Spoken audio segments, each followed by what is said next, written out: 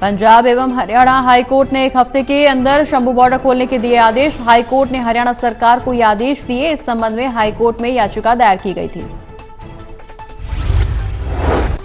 High court ने हरियाणा सरकार को कहा, सरकार एक हफ्ते में रोड क्लियर करे, वहां से बैरिकेड हटाए। किसानों की मांग केंद्र सरकार से है, इसलिए उन्हें दिल्ली की तरफ जाने की छूट दी जानी चाहिए।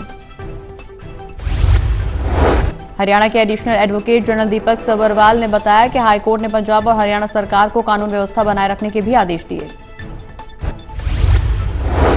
ने ये आदेश जारी किया है कि 7 दिनों में जो शंभू बॉर्डर में बैरिकेडिंग है उसको हटा दिया जाए और दोनों ही स्टेट्स को, पंजाब एंड हरियाणा को, ये निर्देश दिए हैं कि लॉ एंड ऑर्डर को मेंटेन रखा जाए। जो भी प्रिवेंटिव एक्शंस हैं एज पर लॉ लिए जाएं। सेकेंडली, कोर्ट ने शुभकरण डेथ केस पे मिस्टर सतीश बालान, जो कमिश्नर ऑफ पुलिस जज्जर हैं, उनको SIT हेड बना दिया टू फर्दर इन्वेस्टिगेट दी। सोनीपत से लोकसभा प्रत्याशी रहे और राय के बीजेपी विधायक मोहनलाल बरौली को हरियाणा बीजेपी का अध्यक्ष बनाए जाने पर सोनीपत बीजेपी कार्यालय में जश्न मनाया गया। सोनीपत में कार्यकर्ताओं ने लड्डू बांटकर खुशी जाहिर की। मोहनलाल बरौली के निवास पर बधाई देने वाले कार्यकर्ताओं का लगा तांता। तो बड़ी खुशी की बात है।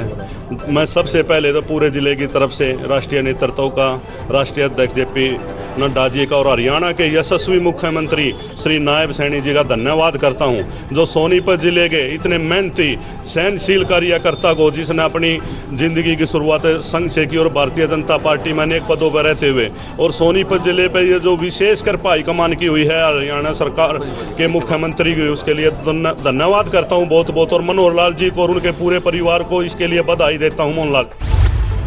हरियाणा बीजेपी के नवनियुक्त प्रदेश अध्यक्ष मोहनलाल बरौली ने दिल्ली में बीजेपी के यशस्वी राष्ट्रीय अध्यक्ष केंद्रीय मंत्री JP नड्डा, संगठन महासचिव BL संतोष से की मुलाकात। बरौली ने हरियाणा में तीसरी बार सरकार बनाने का दावा किया। कहा, हरियाणा में तीसरी बार बीजेपी की सरकार बनेगी। हमारे राष्ट्रीय संगठन महामंत्री BL संतोष जी से और अपने राष्ट्रीय अध्यक्ष जगत प्रकाश नड्डा जी से संगठन के विषय में विचार विमर्श चर्चा की है और नई जिम्मेवारी मिली है, उसके लिए।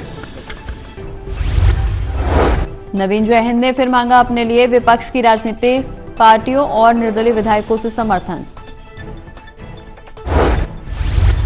नवीन जयहिंद ने कहा, मैंने राज्यसभा सीट के लिए चुनाव निर्दलीय उम्मीदवार के रूप में फैसला लिया है।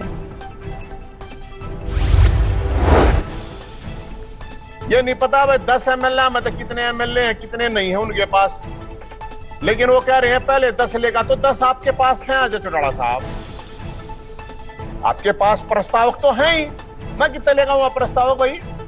जब आप लोगों के पास कैंडिडेट नहीं, मैं तो तब आया हूं।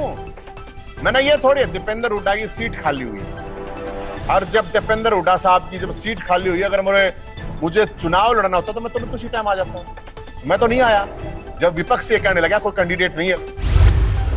चरखी दादरी में सिंचाई मंत्री अभय सिंह यादव ने SYL निर्माण में देरी को लेकर कांग्रेस पर ठीकरा फोड़ा।